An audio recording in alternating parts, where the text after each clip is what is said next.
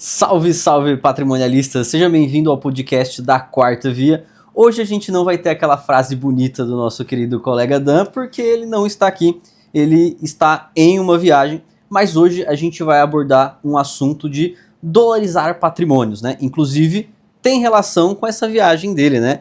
O Dan hoje não está aqui porque ele está, vamos dizer, criando dólar.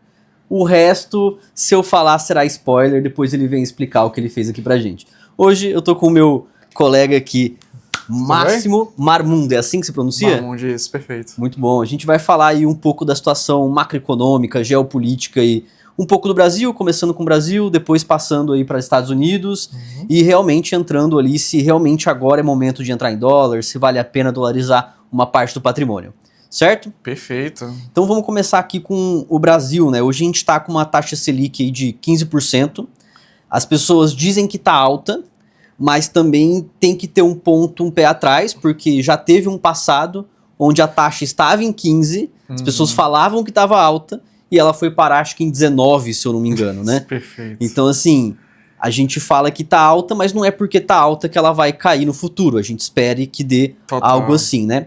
Mas assim, antes ainda de a gente entrar nessa ideia de perspectiva, eu queria saber como que essa taxa Selic de 15%, como que é determinada ela, por que é nesse valor? Perfeito. Primeiro, pessoal, é uma honra estar com vocês de novo, tá? Máximo, tesoureiro do Grupo Quarta Via, trabalhamos aqui em todo o Grupo Econômico. Cara, se dar a taxa de juros é simples e não é, né? Porque você vê o Banco Central, que em tese tem o mandato de perseguir a inflação e com a ferramenta que o Banco Central usa é a taxa de juros, uma das, né? Tem redesconto, open market, entre outras que eu não vou entrar aqui, mas para se construir a taxa de juros existe curva futura que no final do dia é expectativa. Taxa de juros eu confio em você ou não confio em você, governo? Porque qual que é a essência por trás? Se eu vou pegar dinheiro emprestado, quem que é a pessoa mais segura, entre aspas, para me emprestar dinheiro? É a pessoa que é dona do dinheiro, né? Dona do dinheiro, assim, que pode, se preciso, imprimir mais dinheiro. Eu estou falando do Banco Central, ele pode, não consigo pagar, eu imprimo mais e te pago.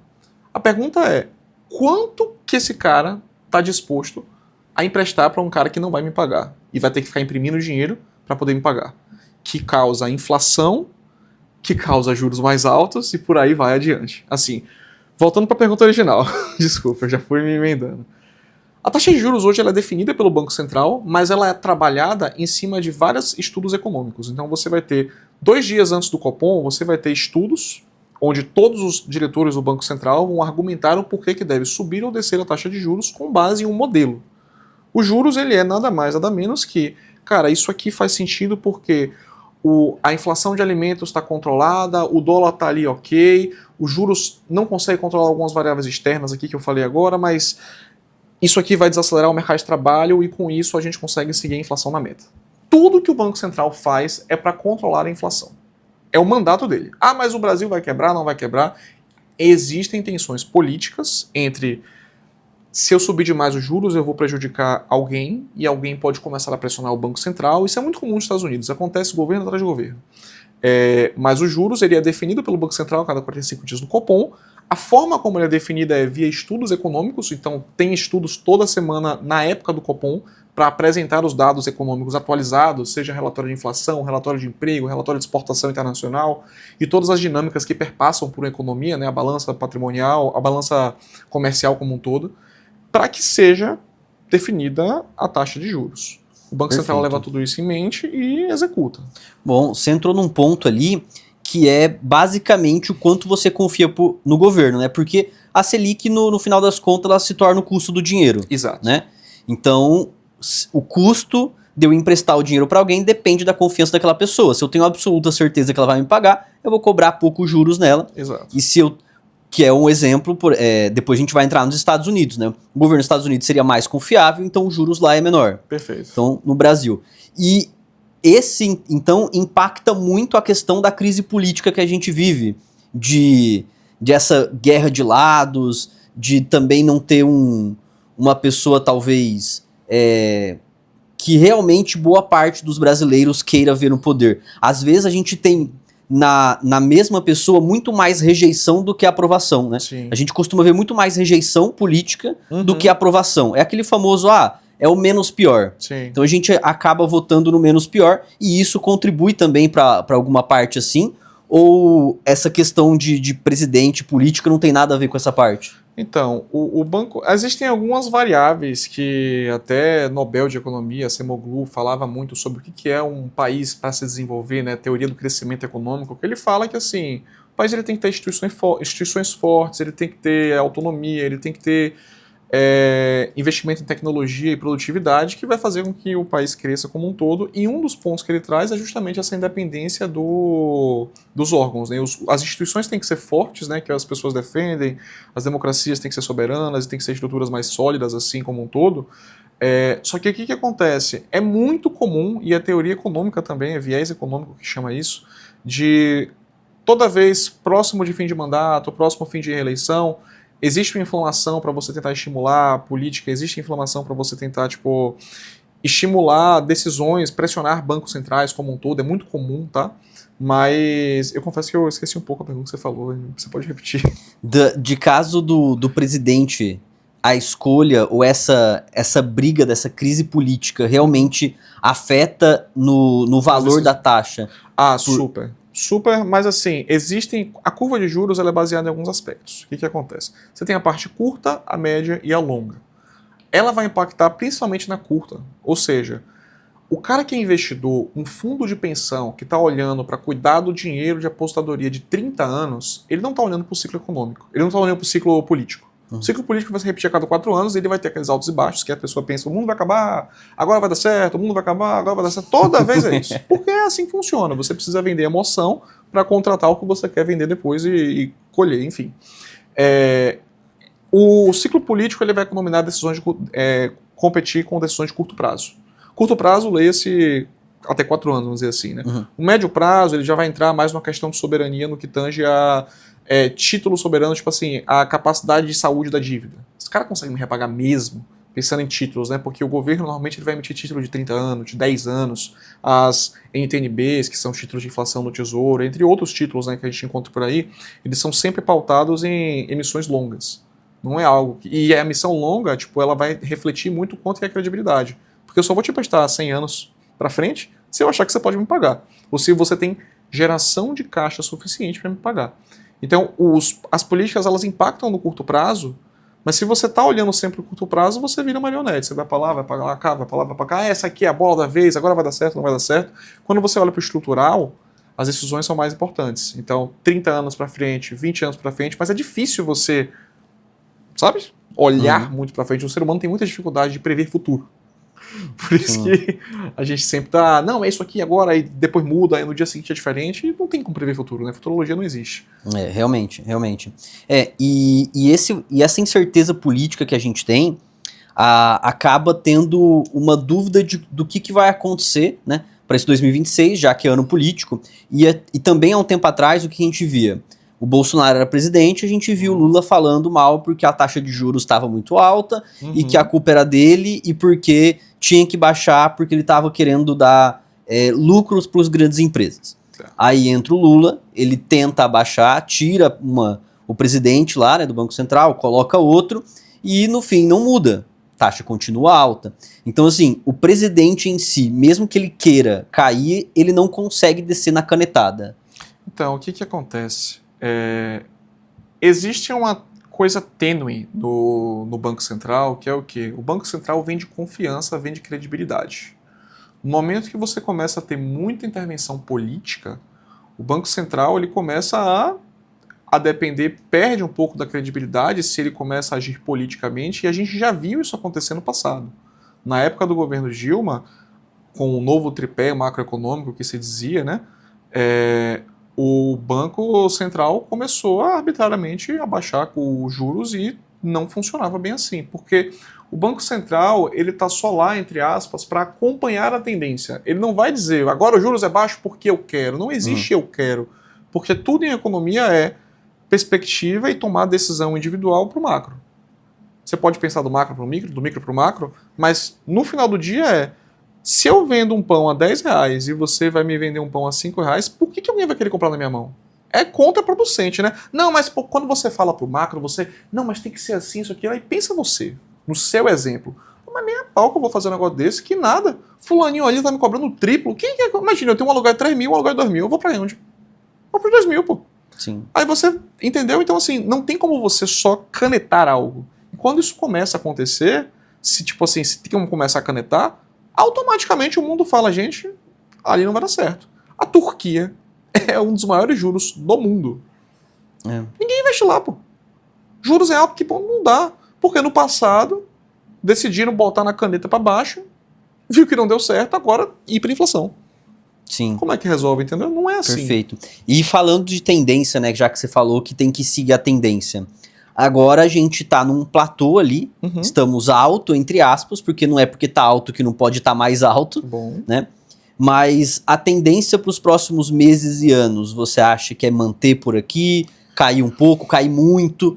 Porque a gente vê muito analista que ele sempre fica muito empolgado, né? Então fala, a taxa de juros vai cair, ele já fala, não, vai cair para 3%. Você fala, não, também calma aí. Dá uma segurada, né? Dá uma segurada, vamos lá.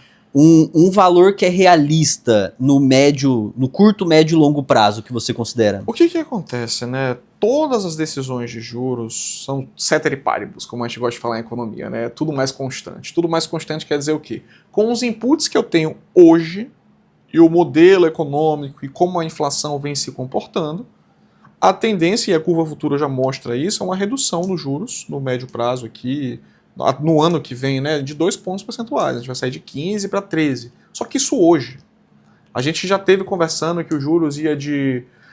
Há 2, 3 anos atrás, ia sair de 8 para 6 ou para 4, enfim, acho que 2 anos eu estou falando errado, né? Porque tá tanto tempo com juros altos que eu lembro da época de concessão de crédito que eu fazia. Mas os inputs, eles mostram hoje que a gente tá tendo uma redução. O Banco Central entregou a inflação na meta, né? Na banda da meta, né? No teto superior, mas entregou pelo primeiro ano, depois de muito, muito tempo. Então isso é uma notícia muito boa. Só que a inflação, a gente tem que lembrar que ela sempre é regida por muitos fatores que muitas vezes o Brasil não controla. A nossa parte a gente está fazendo, que é seguir a política, a cartilha correta, né? Tinha o Forward Guidance, que é uma previsão dos juros futuros, depois tiraram essa previsão. O Banco Central ele vai notificando sempre o que está acontecendo com a economia para que ninguém seja pego de surpresa, porque isso é uma segurança que você tem para firmar um contrato, por exemplo. Se eu sei que eu vou corrigir um contrato por inflação, e eu sei mais ou menos quanto vai ser a inflação, porque o Banco Central está me dizendo que vai perseguir aquela inflação, eu posso fechar um contrato de longo prazo com você, que vai gerar investimento, que vai gerar emprego, que vai gerar pagamento de imposto e por aí vai. Se eu falo com você que eu vou te pagar 4% de reajuste e a inflação vai para 100%, poxa, temos um problema, né? Você ficou na mão porque você vai ganhar 4%, o dinheiro praticamente não vale mais nada. Sim. Se a tendência da taxa de juros aí é cair lentamente no médio prazo e num ano eleitoral, é bem plausível que num ano eleitoral a gente tenha um aumento de gasto público. Às vezes, para não aumentar a quantidade de imposto, que é extremamente impopular, talvez a gente tenha um pouco de impressão a mais do que o previsto. Se, vamos supor, essa pior opções, a gente tiver um aumento do gasto público, tiver um aumento na impressão de reais, você acredita que a gente pode ainda nem ter essa queda e passar nesse platô por mais tempo ainda?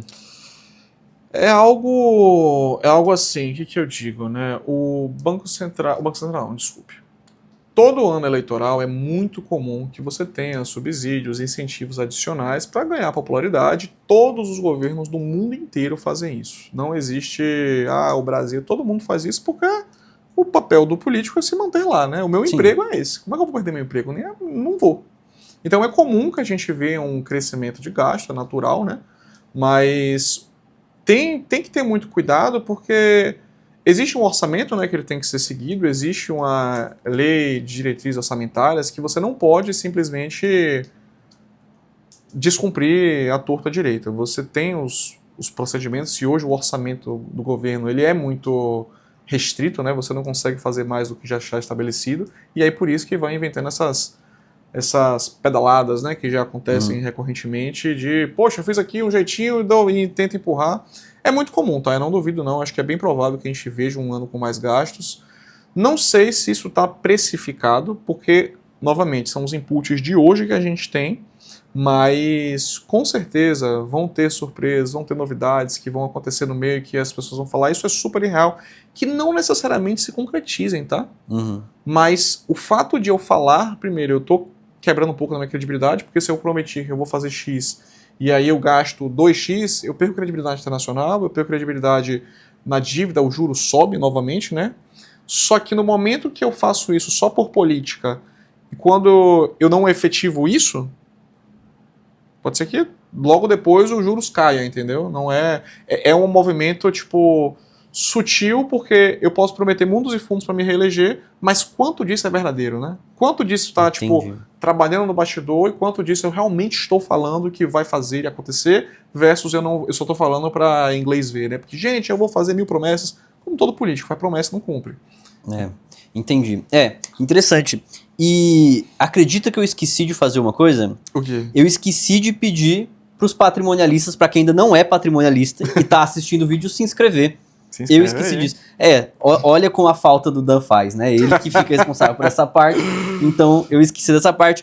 E agora uma pergunta. Essa aqui é complicada. Manda aí. Essa aqui é complicada. Eu tô pronto. Vamos Quantos por cento dos nossos views você acha que não é inscrito? Cara, eu queria dizer 0, né? Mas 0 é bom ou é ruim? É o contrário, né? 0 seria bom, que não é inscrito. Eu acho que 70% não é inscrito, velho. Então a gente tá até que bem. Metade não é inscritos. Metade? Metade não é inscrito. Muito bem, guys, muito Mas bem. agora vai diminuir ainda mais, né? Depois diminui desse 40%, vamos lá, como é? Vamos Meta lá. de like?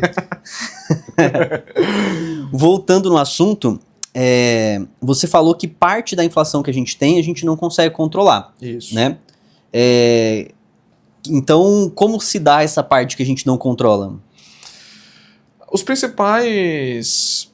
Existem alguns fatores, né? E é engraçado porque a inflação, ela é dividida em várias fatias, né? Você tem a inflação... são cestas, né? Você tem 8 a 9 cestas. Cesta de transporte, cesta de alimentos, cesta de energia, cesta de bens e materiais industriais. Tem várias cestas que juntas têm um peso específico que você faz a média ponderada lá e você chega na inflação. Existem um núcleo da inflação, porque como são grupos, né, o Banco Central vai e divide ele em várias fatiazinhas aqui, ó. Esses 3 juntos são o núcleo A. Esses caras aqui, excluindo esse e esse, é o núcleo B.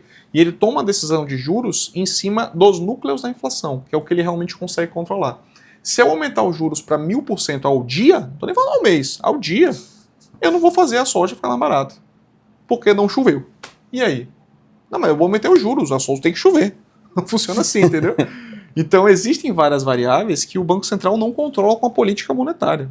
Então, um dos instrumentos que você usa para controlar a inflação e que a gente persegue não necessariamente vai ser eficaz. Então você tem energia que muitas vezes não, tipo 99% das vezes, é ditada por preço do petróleo. Se o preço do petróleo sobe, toda uma cadeia econômica, gasolina, vai carregar atrás. E tem um segundo aspecto que é o seguinte, é a velocidade da transmissão da política monetária. Por quê? Se a gasolina sobe, quanto tempo demora para você abastecer seu carro de novo? Não demora muito tempo. Você já vai sentir esse preço na economia muito rápido. Sim. Se eu tivesse uma inflação de 1000% no sal, talvez o impacto fosse mais moderado, porque super entendo o sal, mas pensa você como consumidor. Essa aqui é uma extrapolação. Eu compro sal de quando em quando, bicho. Entendeu? Então a velocidade como isso impacta também é muito forte. Então quando você pega alimentos, não choveu, quebra de safra, barreira de exportação e importação de um fertilizante, e você está produzindo toda hora, você come, você vai no mercado sente, a distribuidora sente, o produtor sente, e a cadeia é muito mais veloz, entendeu? Perfeito. Então, normalmente, o vilão é sempre o alimento, né? E o Banco Central não consegue controlar isso. Como é que a inflação está 5% se meu mercado aumentou 15 vezes? É verdade. Mas não é que o Banco Central lava suas mãos, mas não é papel dele resolver isso, entendeu? O papel dele é a inflação, ele olha sempre para o núcleo da inflação e ele não consegue controlar preço de petróleo, ele não consegue controlar alimentos. Perfeito. Agora, realmente tentando conseguindo entrar aqui no assunto que a gente já deu a introdução, o petróleo ele é cotado em dólar, né? Sim. Então, essa parte da inflação, ela vem do valor do dólar. Exato. E é muito engraçado quando a gente chega nessa parte, né?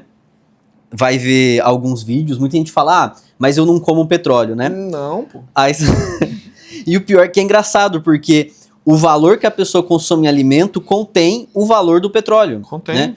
Para o alimento chegar na mesa do cidadão, foi gasto o petróleo. Então, Sim. o petróleo gasto no transporte está embutido no valor do alimento. Exato. Então, na parte financeira, sim, você come o preço do petróleo. Né? Exatamente. Você não come o petróleo, mas o custo do petróleo está embutido no que você come, certo? Exatamente. E isso faz parte ali do que você falou, da inflação de uma parte dos alimentos não controlada. Agora, chegando no dólar, né? Toda essa decisão de como é decidido os juros aqui, também é decidido os juros lá? Ou tem alguma diferença? E qual que é a principal diferença?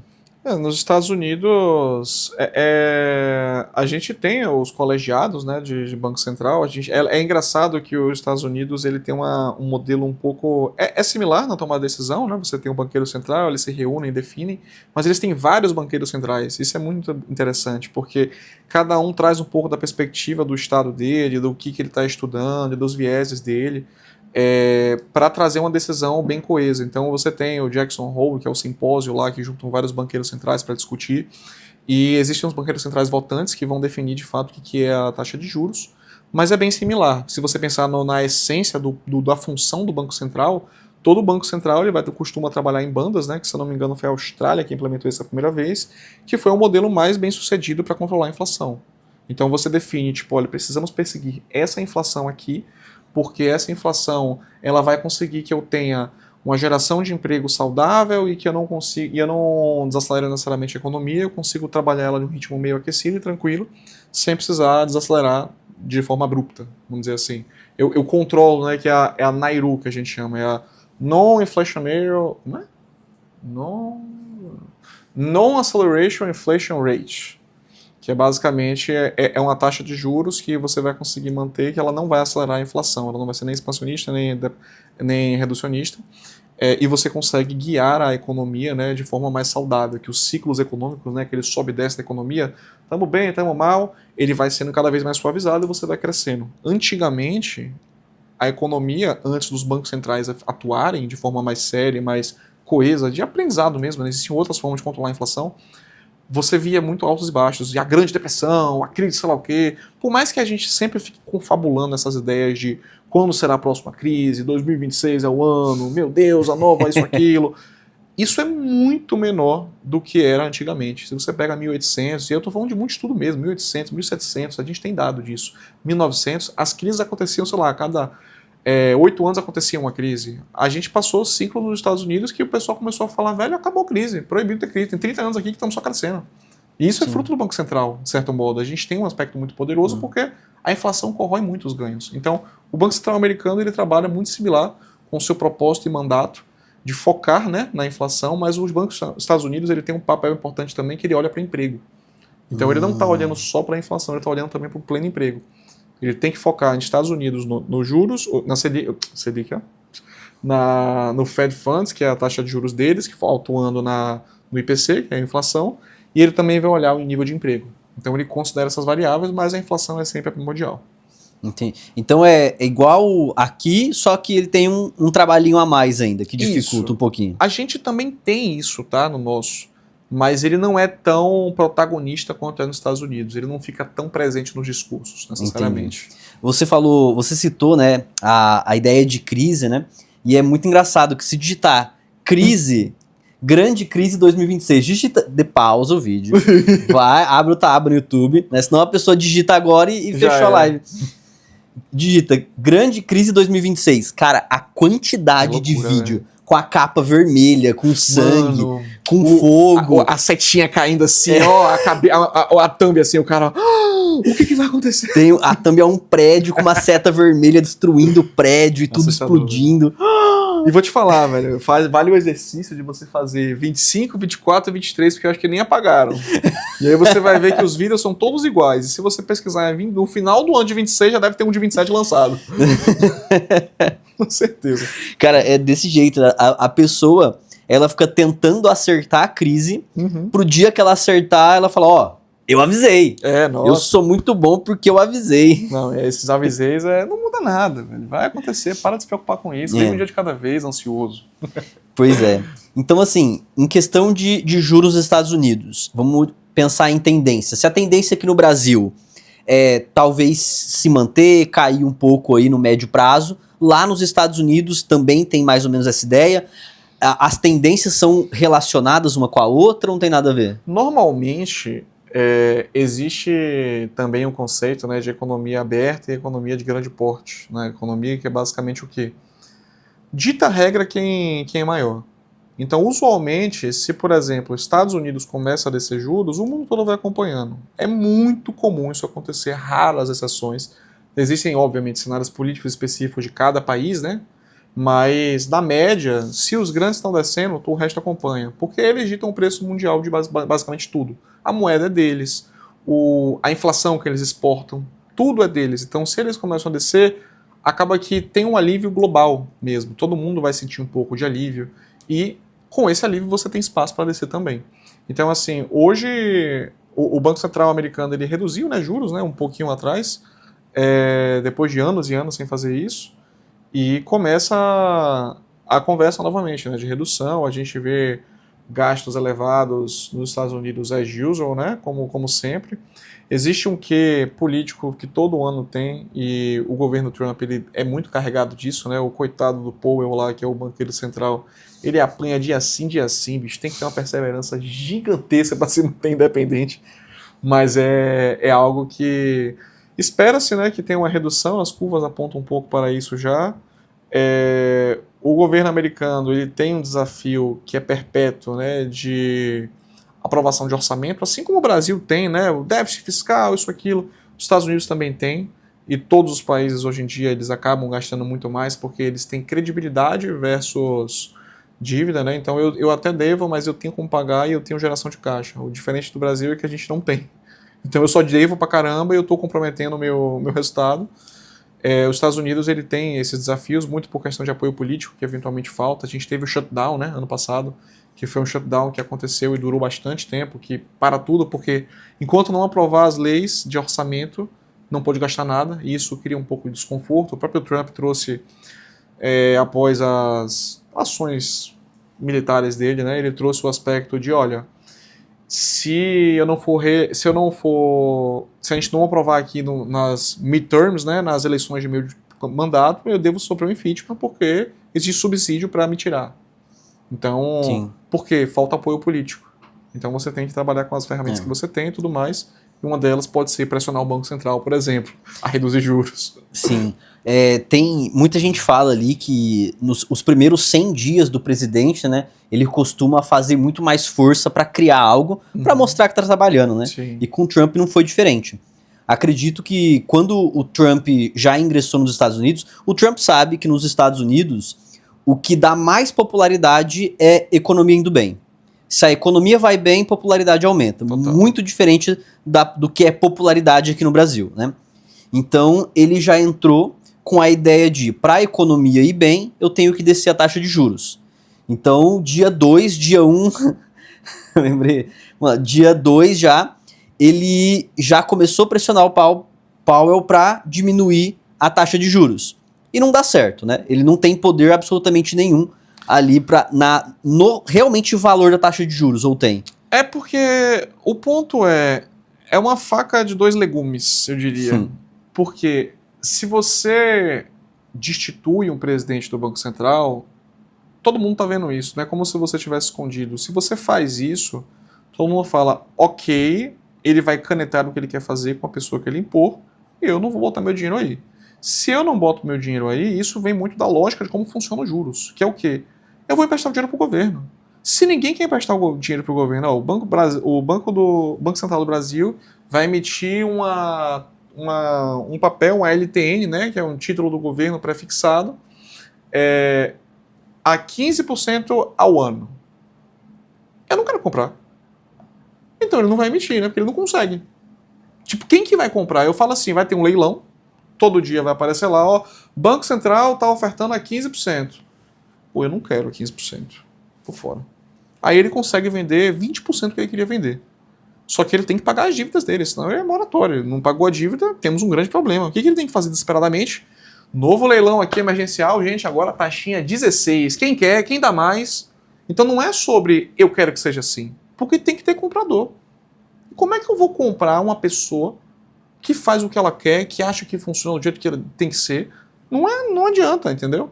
Ah, mas eu consigo pagar porque eu faço e aconteço. Cara, a sua máquina de receita não gera isso de caixa.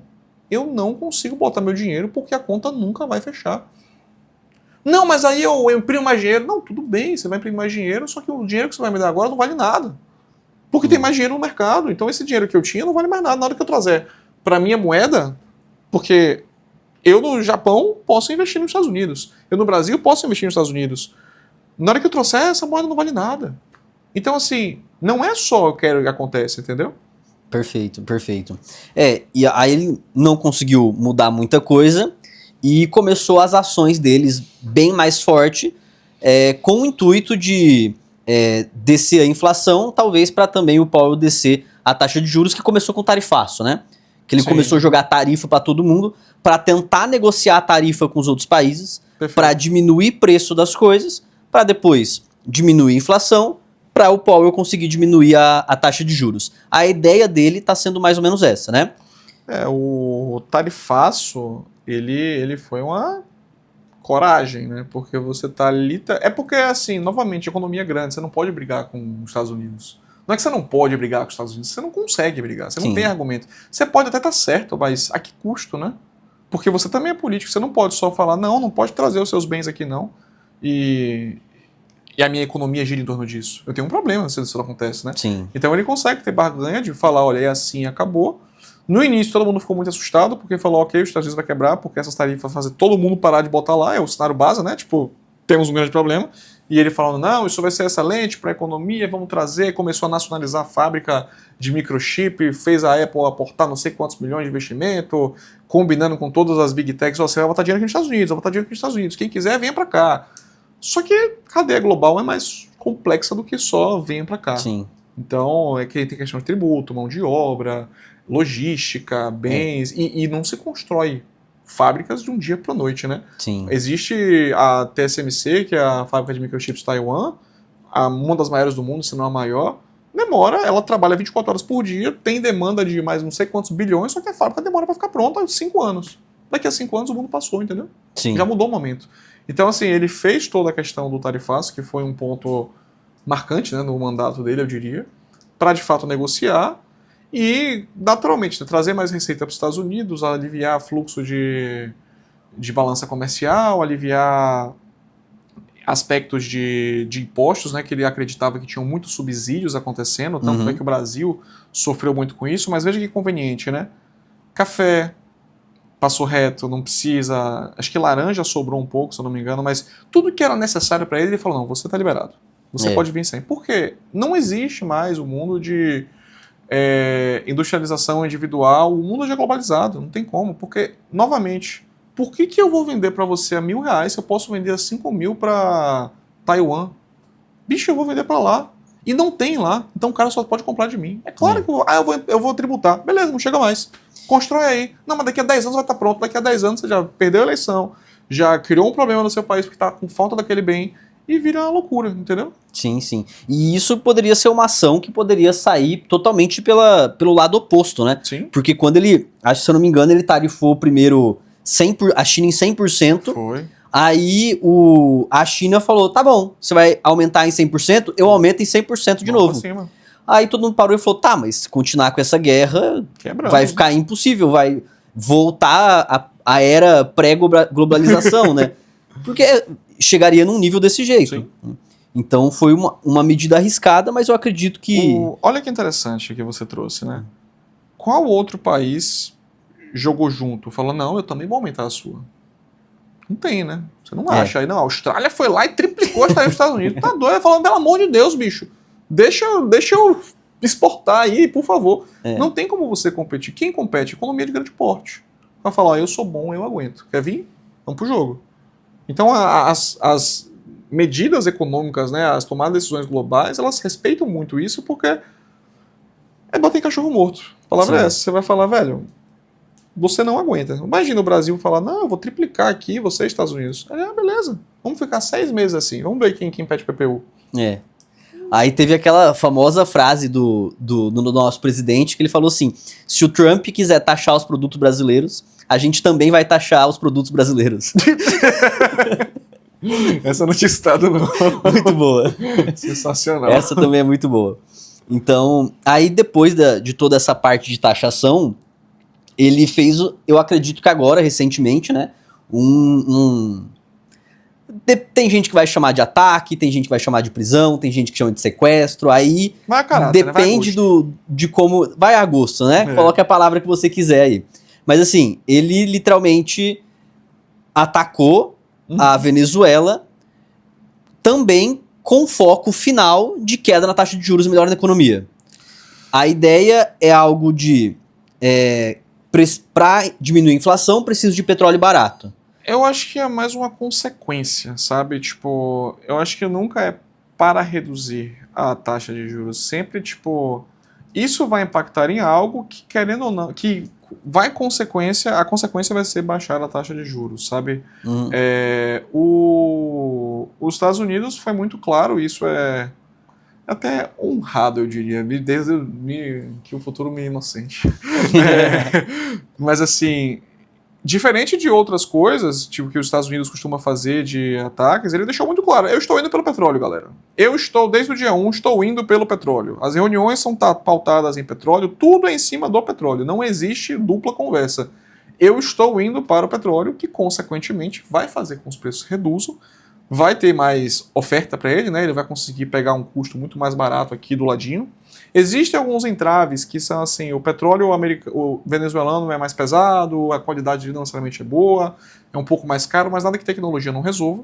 Mas existe um segundo ponto que é popularidade.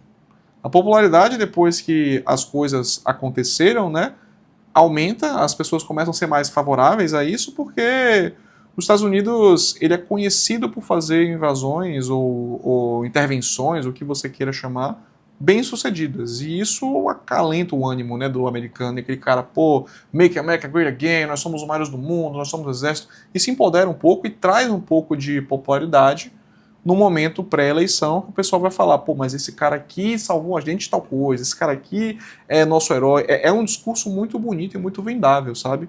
Então existe o aspecto de, claro, queremos o petróleo, porque foi o número 1, mas de tabela você ainda ganha popularidade, que é um tema relevante para um ano eleitoral, porque tá fresco na memória. Se ele fizesse isso no primeiro ano de mandato, ninguém ia lembrar.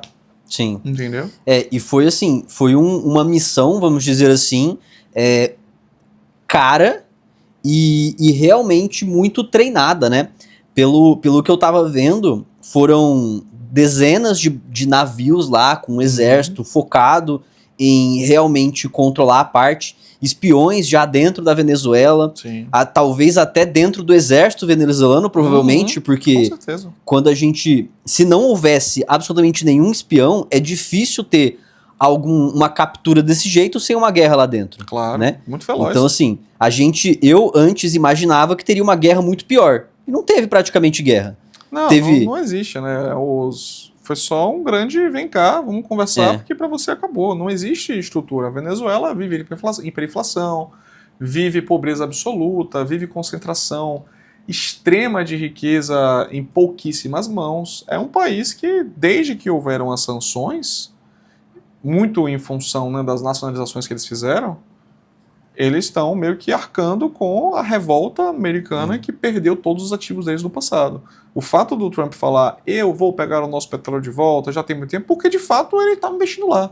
É o que a gente escuta muitas vezes no Brasil. Poxa, mas está vendendo o poço de perfuração XPTO na margem equatorial, ou na Amazônia, ou nisso aquilo, para a empresa gringa? Está. O que a Venezuela fez foi, tá, não vendo mais, quer dizer, vendi, você me deu dinheiro, agora é meu. E aí você botou o seu dinheiro, você fez o seu investimento, você fez tudo. E ela foi e falou, não, perdeu. Ah, mas por que perdeu, amiga? Não tem conversa, o país é meu. Você foi, botou o rabinho entre as pernas, foi embora. E você fica com aquela amargura, né? Pô, velho, é tipo cair numa pirâmide. Eu botei meu dinheiro, você falou que era top, tamo ganhando, não, agora é só meu. Com a diferença que a pirâmide o cara vai embora, né? A Venezuela continua ali, esfregando na tua cara que tá utilizando. Né? Exatamente. Chega uma hora que, poxa, vão ter alas de governo que vão falar que é um absurdo, essa coisa vai voltar um momento.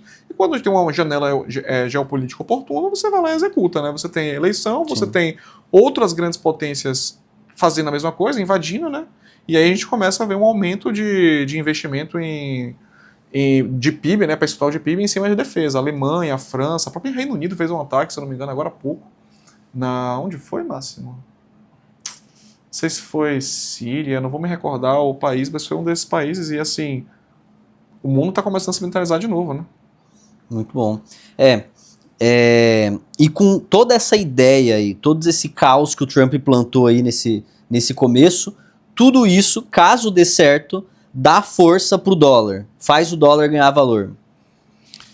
Sim, porque, claro, né, é uma economia super poderosa, uma economia vencedora, uma economia que, por mais que a gente tenha 1 zilhão de especulações, os Estados Unidos vai quebrar, poxa, essa medida aqui não é das melhores, é uma economia infinitamente maior. E tem uma coisa que lastreia qualquer coisa, que é o exército deles. Assim, como é que você vai ser contra um cara que tem, tipo, o seu país em armamento militar? Tipo assim, não existe comparação. Tipo, no final do dia, quando você tem medo, você vai botar o seu dinheiro em quem vai te proteger. Em quem que você vai confiar? Não, mas a Finlândia é excelente, a dívida dela é maravilhosa, super agradável. Se os Estados Unidos falar, Finlândia, você é minha. De que adiantou o seu dinheiro lá, entendeu? Não serve pra nada. Então você vai botar o seu dinheiro na China, você vai botar o seu dinheiro nos Estados Unidos e acabou. União Europeia não tem muito. Quando a pessoa ela quer, nos investimentos, fugir do risco, né? Ela acaba indo realmente pro dólar. Mas, ultimamente, teve um ponto muito interessante que foi a alta do ouro, né? Sim. Então, muitas pessoas ainda estão com receio de toda essa manobra que o Trump faz e estão tentando procurar algo seguro que não seja o dólar. Então, o ouro teve uma alta aí que eu acho que pegou quase todo mundo de surpresa, né? Porque ele já ficava, o ouro estava em torno ali de um ano e meio, a $3.300, mais ou menos, paradinho, ninguém nem lembrava que ouro existia, e do nada foram, acho que 3, 4 meses, 5 meses de alta infinita, bateu $4.500, máximas atrás de máximas, e não para. O ouro está voltando a começar, as pessoas estão voltando a tomar o gosto de ter ouro por conta de segurança, né? Com certeza. Eu acho que vai muito um pouco sobre a ideia de digital e analógico. Repare a referência que eu vou fazer. O dólar é a segurança digital, né? Eu tenho aqui a moeda que, tipo, nunca mais é física, né? A gente não anda muito com moeda física, mas ela significa aquilo, a segurança, a moeda forte, a tradicional economia, que vem passando por altos e baixos, e eu tenho uma coisa que tem o mesmo modelo fiduciário, que é o ouro, que vai me resguardar, que tem valor e tudo mais, só que sem discurso, né? O ouro tá parado, ninguém vai falar do ouro, o ouro tá lá, velho. Ninguém tira, continua valioso. Sim.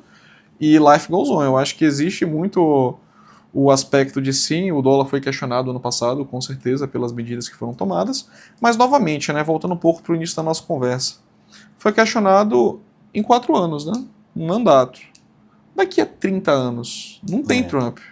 Fala até por idade mesmo. Não, poxa, não é por mal, mas assim, os Estados Unidos, se você confiar que existe a alternância de poder que sempre existe, ele sempre vai tender a ser estável, sabe? Existem governos mais intensos, existem governos mais pacíficos, e tudo isso vai cadenciar a economia, só que o dólar você pode trocar aqui agora, né? O ouro, você tem um contrato, que quando você vender, vai virar provavelmente dólar, ou vai virar provavelmente reais, a depender, mas que sofre influência direta do dólar. Perfeito. Então a gente fez uma baita introdução nessa no começo, para tirar uma conclusão de que quando você olha para o médio e longo prazo, nada disso importa. Perfeito. Não. Perfeito. Então vamos embora, é isso não, brincadeira. Valeu, galera, abraço.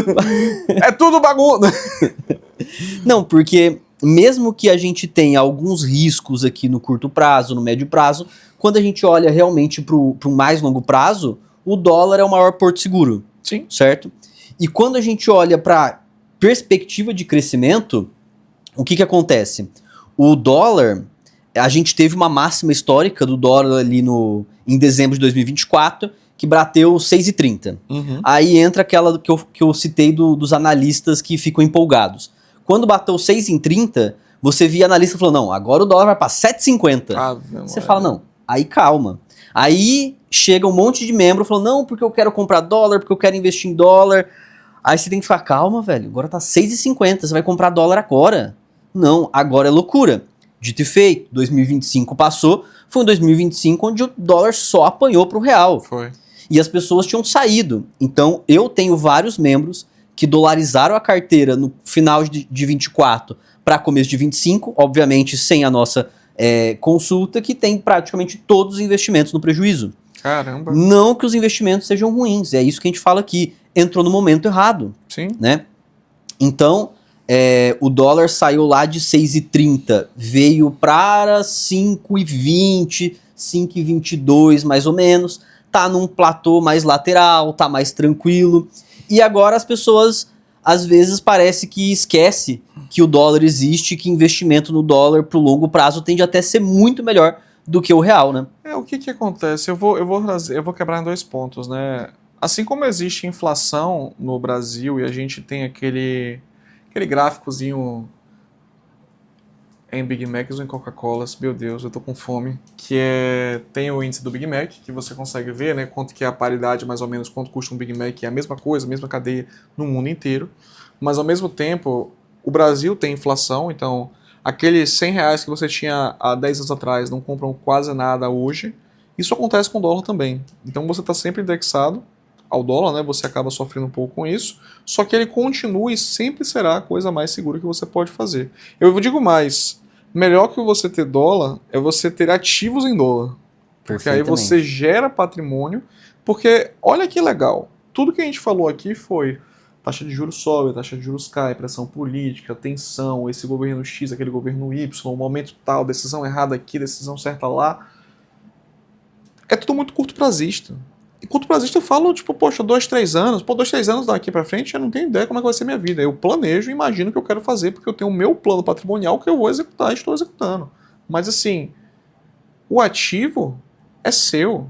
Se eu tenho uma usina solar que está me rendendo por 30 anos, acabou, eu tenho um ativo que vai me gerar renda passiva, eu estou resolvendo, entendeu? Se eu vou trabalhar ganho de capital agora e depois eu vou fazer renda passiva, beleza, esse é o caminho das pedras mesmo. Mas assim, é melhor que eu tenha ativos geradores de patrimônio, ativos geradores de renda, do que contar com uma renda que pode subir ou descer. Entende como muda um pouco? Tipo, eu estou saindo daquela dicotomia de vai subir ou vai descer, eu compro agora ou vendo. Constrói patrimônio sempre. Constrói patrimônio sempre, porque esse cara aí vai te dar o dinheiro para você ficar tranquilo. E aí, se você quiser brincar, dar pitaco, sentar no bar e conversar com seus amigos, rapaz, eu sabia que a Argentina ia fazer tal coisa, eu botei meu dinheiro, olha o que eu ganhei. Pá, aí você olha assim da perspectiva da vida do cara, ó, aquele 20% de alto que ele ganhou uma semana não representa nada do que ele teria construído de patrimônio ao longo do tempo, sabe? Perfeito. Então é construir patrimônio, bicho, não tem jeito. Pra gente já finalizando, vamos pra parte de que realmente como que ela consegue dolarizar o patrimônio, né? Uhum. Então, porque quando você só compra o dólar, você tá ganhando em reais. Em dólar você tá parado, você tem a mesma quantidade de dólar ao passar do tempo. Sim. Então você precisa investir esse dólar, né? Criar patrimônio. Exato. Então, o começo dos investimentos em dólar seriam os bonds ali, como se fosse o nosso tesouro direto. Exato. Você começa a ganhar, hoje deve estar pagando 3, 2,8, alguma coisa. Vai depender sempre do time, mas é isso mesmo. É uma porcentagem tão irrisória quase, que não é o melhor caminho a seguir, certo? Quais outras formas que a gente tem de construir um patrimônio em dólar que seja realmente significativo? Seria o patrimônio imobiliário nos Estados Unidos, né? Com certeza. As mesmas ideias que muita gente já faz ou já sempre quis fazer aqui no Brasil, só que nos Estados Unidos. Então você comprar imóvel e vender, comprar para alugar, participar de leilão nos Estados Unidos. Então todas essas formas é possível, mesmo que você more no Brasil, fazer lá nos Estados Unidos. Total, né? Isso é um trunfo muito poderoso, porque uma vez que você entende o que é o quarto caminho na sua essência, né? Ganho de capital, geração de renda, você antecipar a sua aposentadoria com mecanismos que são eficazes, e não são eficazes hoje, né? Saindo do curto prazo, são mercados milenários. Eu estou falando de investimentos que o mundo faz há mais de 1000 anos atrás, só que agora eu estou jogando um jogo grande, porque no Brasil funciona muito bem. Só que lá nos Estados Unidos é um jogo muito bem jogado, vai dar resultados mais fortes, porque a gente está falando de dólar, e ele é muito mais líquido. Ou seja, se aqui eu posso arrematar um imóvel em leilão, um exemplo, e com 50% de desconto, pago ITBI, pago comissão de leiloeiro, eventualmente assessoria, reformo, vendo ele, pago IR, que seja, em 15 meses, porque né, tem um trâmite, eventualmente você tem que fazer emissão na posse, tem que tirar o inquilino de lá, o que seja. Nos Estados Unidos você faz em 3. 3 forcei, né? Mas assim, 6 meses, 8 meses, que você consegue ter um ciclo muito mais virtuoso e aplicar o quarto caminho com muito mais força em velocidade, né, imprimir velocidade, que no final do dia é a nossa TIR crescendo, porque dinheiro tem valor no tempo. Então, se dinheiro tem valor no tempo e eu consigo trabalhar o tempo em dólar, eu estou distorcendo muito a minha velocidade de construção de patrimônio. É muito forte, é muito legal. Com certeza. E o Dan, que não está aqui com a gente, o Daniel, que não está aqui com a gente, ele está lá nos Estados Unidos vendo exatamente essa parte e vai trazer aqui pra gente, quem sabe quando ele voltar a gente faz um podcast focado na parte de dolarização para o mercado imobiliário lá nos Estados Unidos, né? Então, ganhou o apelido aí do criador de dólar, realmente, porque ele vai começar a quase fabricar dólar e ajudar os patrimonialistas a fabricar dólar com o mercado imobiliário nos Estados Unidos. Perfeito. Certo? Certíssimo. Adicionar algum tópico final, alguma dica final? Eu diria com segurança que não adianta ficar olhando para o curto prazo. O curto prazo muda a cada segundo. Vai ter uma notícia, o mercado é maníaco-depressivo, né? Tô feliz, tô triste, tô feliz, tô triste. Você fica buscando substrato para se enganar, quando a verdade, a construção de patrimônio, eu não vou dizer que ela é lenta. Ela é necessária que você entenda a velocidade dela, para que você possa trabalhar tranquilo, viver a sua vida numa boa, sabendo que você constrói patrimônio. Se você pode fazer isso em dólar, melhor ainda. Se pode fazer em euro, melhor ainda. A gente tá tateando ainda, né? Mas assim, em dólar é um golaço. Perfeito. Construir patrimônio, pessoal. E para finalizar, respondendo a pergunta, agora é o momento de investir em dólar? Eu acredito que sempre é o momento de investir em dólar, né? Sim. Quando o dólar tá muito alto, você investe de pouco em pouco. Quando tá não vou dizer muito baixo, porque não está, mas quando está num baixo, né, num vale, é o momento de você ir com mais força nos investimentos de aportes maiores. E agora sim é o momento de você forçar mais os seus aportes na parte dolarizada da carteira. Com certeza. Perfeito? Então, não se esqueçam, gostou do vídeo, deixa o like, não gostou, pode deixar o dislike também, não tem problema nenhum. Qualquer coisa, quiser mandar pergunta pra gente ou mandar algum elogio ou xingar a gente, pode deixar nos comentários também. A gente vai responder tudo que vocês enviarem, ok? Então, muito obrigado, patrimonialistas. Muito obrigado, Máximo, por ter comparecido aqui. Valeu. Então, até mais. Tchau, tchau.